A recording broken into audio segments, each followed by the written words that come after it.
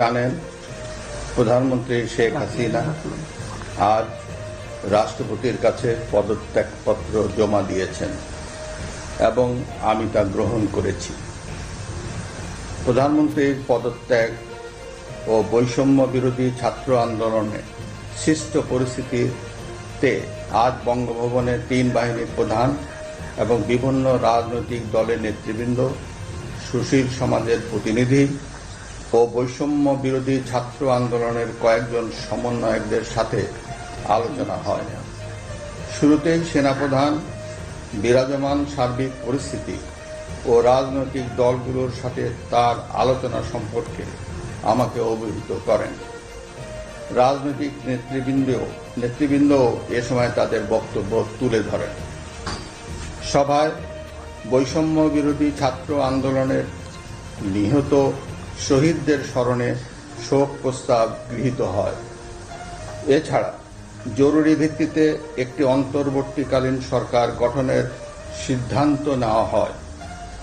সকল দল ও অংশীজনদের সাথে আলোচনা করে গঠিত অন্তর্বর্তীকালীন সরকার যত দ্রুত সম্ভব নির্বাচনের ব্যবস্থা করবে। বৈষম্য বিরোধী ছাত্র আন্দোলন ও বিভিন্ন মিথ্যা মামলায় আটক সহ সকল বন্দীদের মুক্তি দেওয়া হবে। বৈষম্য বিরোধী ছাত্র আন্দোলনের নিহতদের পরিবারদের ক্ষতিপূরণ প্রদান ও আহতদের সুচিকিৎসার প্রয়োজনীয় সকল সহায়তা দেওয়া হবে।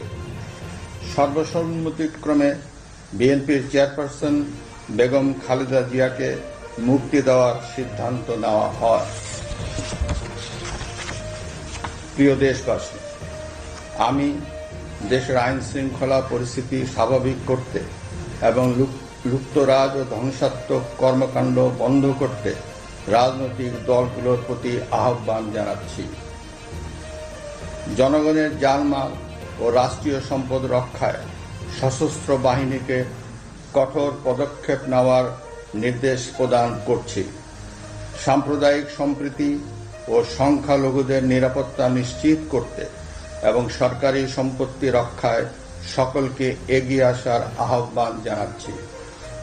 দেশের অর্থনীতি, প্রশাসন ও শিল্প কল কারখানা চালু রাখার লক্ষ্যে সকলকে কার্যকর ভূমিকা রাখার আহ্বান জানাই।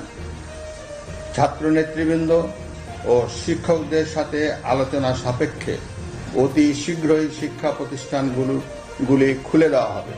এছাড়া যারা হত্যা ও সহিংসতার সাথে জড়িত নিরপেক্ষ তদন্তের মাধ্যমে তাদেরকে আইনের আওতায় আনা হবে। গণপ্রজাতন্ত্রী বাংলাদেশের সংবিধান অনুযায়ী অনতি বিলম্বে বর্তমান সংসদ বিলুপ্ত করা হবে। দেশের সকল অফিস আদালত আগামীকাল থেকেই স্বাভাবিকভাবেই চলবে।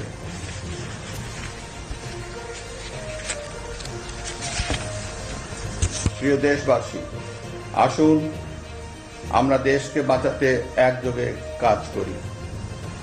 পারস্পরিক হিংসা বিদ্বেষ ভুলে ও প্রতিহিংসার ঊর্ধ্বে উঠে দেশকে এগিয়ে নিতে নিজ নিজ অবস্থান থেকে ভূমিকা রাখার জন্য আমি বিনয়ের সাথে আপনাদের প্রতি অনুরোধ করছি।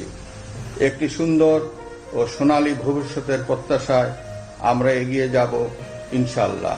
মহান আল্লাহ আমাদের সহায় হন। খোদা হাফেজ। বাংলাদেশ চিরজীবী হোক।